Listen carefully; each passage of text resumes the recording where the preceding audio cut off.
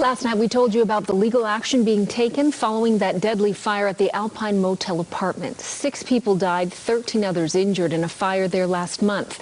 And the family of 57-year-old Tracy Seahall is the first to sue. Seahall's family claims the fire was the direct result of the owner's failure to provide tenants with safe conditions. And we're learning more about those living conditions. 8 News Now reporter Joe Moeller looked into the recent complaints made by both residents and even police. Management had always known that it was an issue. The day after the deadly Alpine Motel blaze, fire inspectors found more than a dozen violations, including a bolted exit door.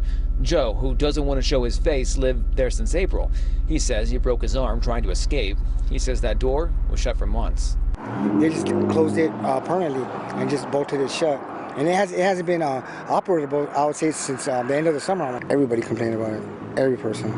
You know, everybody knew that was a fire hazard. We looked into a number of complaints filed with the city of Las Vegas. The most recent one was at the end of November. A tenant complained about an oven that was not working and sparking outlets. That complaint was never addressed because inspectors could not reach that person. Fire officials say the fire started from a stove on a first-floor unit.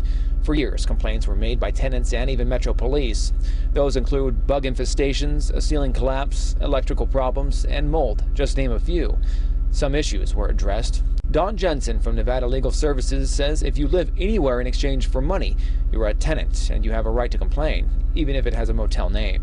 You're a tenant basically whenever you are providing typically rent, when you are giving something in exchange for using a space. She says landlords have 14 days to fix habitability problems that are filed with a written complaint. The sad part of it is that you want to document your complaints, right? Because that's the only way to protect yourself. Besides the inspection after the fire, the most recent fire inspection was done in 2017.